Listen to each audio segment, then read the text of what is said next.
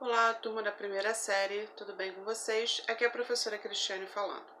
Hoje nós teremos aula de filosofia, tá? É a aula 1 do capítulo 5. Então vamos iniciar o capítulo 5. Qual é o tema do capítulo 5 de filosofia? Vamos lá. Primeira série, filosofia, capítulo 5, aula 1. Tema: a filosofia na Idade Média. Lembrando, pessoal, que a Idade Média, ela vai de 476 depois de Cristo, né, até 1473. Bom, primeiramente nós vamos falar sobre a filosofia medieval, né? Quais são as suas características, seu conceito, o que ela contém. Vamos entender. Filosofia medieval é a forma como denominamos a filosofia que aconteceu na Europa entre os séculos 5 e 15, período conhecido como Idade Média. Bom, então aqui nós fizemos um recorte temporal, né? Um recorte cronológico, para entendermos quando a filosofia medieval começa e quando ela termina, tá? Isso é super importante, pessoal, para o melhor entendimento da matéria, da disciplina, tá? Uma das principais preocupações dos filósofos medievais foi a de fornecer argumentações racionais. Então, dentro desse contexto da filosofia medieval, qual era o objetivo dos filósofos, né?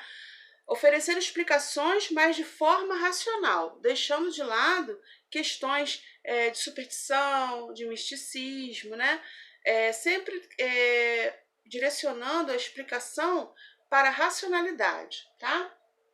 A maior característica deste período é a interferência da Igreja Católica em todas as áreas do conhecimento. Bom, o período medieval, ele é caracterizado pela religiosidade, né? Então a igreja, ela realmente interferia em todas as áreas do conhecimento, não só nas áreas do conhecimento, mas como em todos os setores da sociedade, né? A vida do cidadão era regida pela igreja, né? Tanto é que a igreja até hoje tem os rituais de vida, de morte, de nascimento, de batismo, né? Exemplo de ritual de batismo, né? Os bebês são batizados, né? Ritual de morte, o funeral, né? A questão da confissão. Então, até hoje existem esses rituais dentro da Igreja Católica, lembrando que eu estou explicando a questão da religiosidade, tá, pessoal? De forma neutra e imparcial. Então, dentro daquela temporalidade, isso era muito mais forte, porque a igreja regia a sociedade e a vida das pessoas. Era o elemento principal da sociedade, era o elemento agregador, né? E a igreja, ela exercia muito poder dentro da sociedade, ok? Bom, vamos lá. Esse período, né, período medieval, da filosofia medieval, é dividido em período patrístico e período escolástico, que vamos ver na próxima aula, tá, pessoal? Hoje nós vamos nos concentrar no período patrístico, tá? Período patrístico, ele vai do ano 1 depois de Cristo, né, ao ano 7 depois de Cristo, ok? O período patrístico foi caracterizado pelos esforços dos primeiros padres da Igreja Católica para fazer uma ligação entre a religião e o pensamento filosófico da época. Qual era o objetivo da patrística? O principal objetivo, pessoal?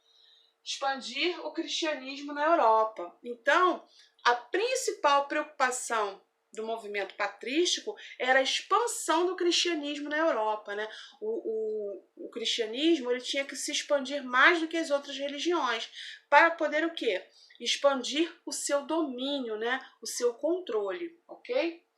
Destacamos nesse período várias figuras, né, que representaram assim a filosofia medieval. Justino Martins, Tertuliano Clemente de Alexandria, Basílio de Cesareia, Gregório de Nissa, entre outros, tá? Eles eram envolvidos com a filosofia grega e usavam essa forma de pensamento para ajudar na expansão do cristianismo, tá? Então, assim, eles tentavam fazer a junção da racionalidade da filosofia grega, tá, com a questão da expansão do cristianismo. E faziam isso de forma lógica e racional, ok? Vamos lá. Filosofia medieval, período bastante influenciado pelos pensamentos de Sócrates e Platão, filósofos gregos. Ocupou-se em discutir as questões universais. É nesse período que o pensamento cristão firma-se como filosofia cristã, que mais tarde se torna teologia, como nós conhecemos hoje, né? Principais pensadores desse período: São Tomás de Aquino e Santo Agostinho, também conhecido como Agostinho de Hipona, tá? Então, podemos entender até aqui que o objetivo principal da filosofia medieval, né, e da questão da religiosidade dentro do contexto do período medieval era expandir o cristianismo, né? O cristianismo ele tinha que dominar, se expandir para vários territórios, né? E competia com outras religiões, logicamente, né? Mas o cristianismo sempre conseguiu ir à frente, né? Por quê? Porque os ensinamentos cristãos sempre ensinam que todas as pessoas são iguais, né? E que todas as pessoas têm direito a uma salvação. Então, isso para as pessoas que viviam uma situação muito difícil, né? Tanto no sentido econômico como no sentido social, isso era uma esperança, um afago, né? Por isso o cristianismo ele se expandiu com tanta força, porque ele sempre levou e ainda leva, né, palavras de esperança para as pessoas, tá, pessoal? Estou só falando das características do cristianismo. Lembrem-se bem, né? Sempre que eu dou aula e trato desses assuntos, eu falo de maneira neutra e imparcial, tá? Apenas explicando, né, o processo filosófico e o processo histórico, né, explicando cada período, ok? Então vamos lá. Características da filosofia medieval. Foi uma forma de pensar mais baseada em análise e quase sempre ligada à religiosidade, né? As principais questões debatidas pelos filósofos medievais foram a relação entre a razão e a fé. Eles tentavam fazer essa conexão, tentavam explicar as coisas, né, através dessa conexão, visto que a sociedade era muito religiosa, tá?